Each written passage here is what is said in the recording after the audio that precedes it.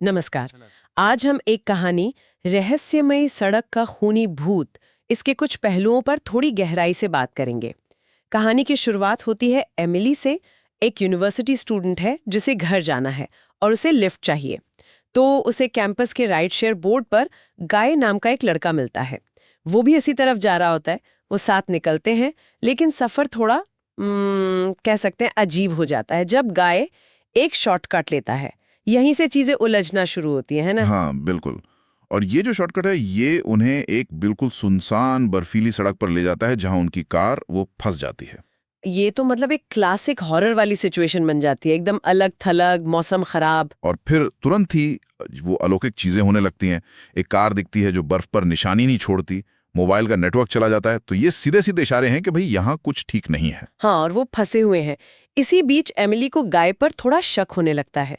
उसे पता चलता है कि गाय ने डेलावेयर जाने की बात वो झूठ कही थी। सही। और बाद में वो मान भी लेता है कि वो असल में एमिली को पसंद करता है और बस उसके साथ थोड़ा और वक्त बताने के लिए उसने ये बहाना बनाया था। हाँ, ये कहानी में एक मानवीय पहलू तो जोड़ता है, लेकिन उस वक्त उनके बीच थोड़ा तनाव भी पैदा करता है। बिल्कुल। पर असल खतरा तो बाहर है। उन्हें बहुत अजीब और डरावने लोग मिलते हैं रास्ते में, जैसे वो एक भयानक सा दिखने वाला पुलिस अफसर, हाँ। और वो बुरी तरह घायल दो लड़के, एक रहस्यमयी पुजारी भी। हम्म।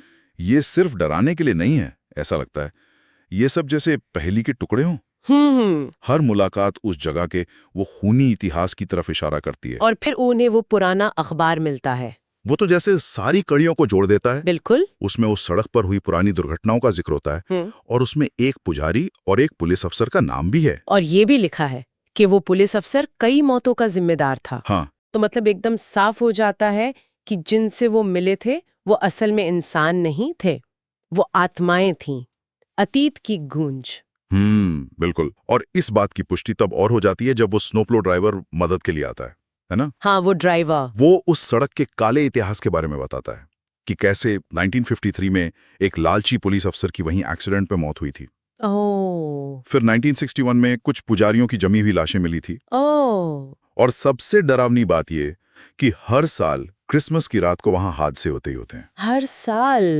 ये तो एक भयानक पैटर्न है, जैसे कोई श्राप हो। हाँ, बिल्कुल, एक साइकिल जैसा। और कहानी का सबसे दुखद मोड़ शायद तब आता है जब वो स्नोप्लो ड्राइवर, वो भी उसी पुलिस अफसर के आत्मा का शिकार बन जाता है। सही। फिर वो अफसर की आत्मा एमिली पर हमला करती है, लेकिन तभी गाय की आत्मा आकर उसे बचा लेती है। और यही पता चलता है कि गाय तो असल में वो ठंड और चोटों की वजह से पहले ही मर चुका था। उसका बचाव वो एक भूत का बचाव था। हाँ, और यहीं पर कहानी का जो मूल रहस्य है वो सामने आता है कि वो 1953 में मरा हुआ पुलिस अफसर वो एक तरह के टाइम लूप में फंस गया है। Time loop? हाँ, मतलब वो हर रात अपनी मौत को दोबारा जीता है, उसी दुर्घटना को, और इस प्रोसेस में वो उस रास्ते पर आने वाले किसी भी इंसान को मार देता है।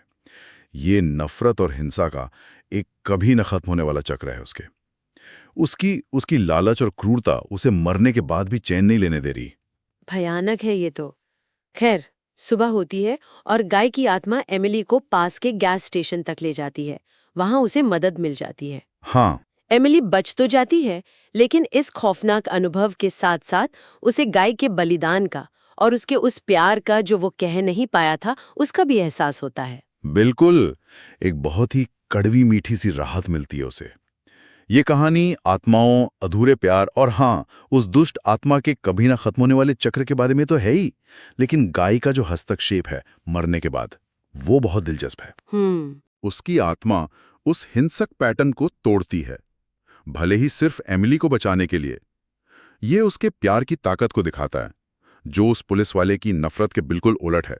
सही कहा। और ये हमें सोचने पर मजबूर करता है कि क्या प्यार जैसी कोई गहरी भावना, क्या वो किसी आत्मा को उसके बंधे बंधाए पैटर्न या श्राप से, चाहे कुछ देर के लिए ही सही, बाहर निकलने में मदद कर सकती है? अच्छा सवाल है। और क्या ऐसे जो भावनात्मक हस्तक्षेप होते हैं, क्या वो समय के साथ उस प्रेत बाधित जगह की प्रकृति को ही बदल सकते हैं? ये सवाल कहानी खत्म होने के बाद भी रह जाता है।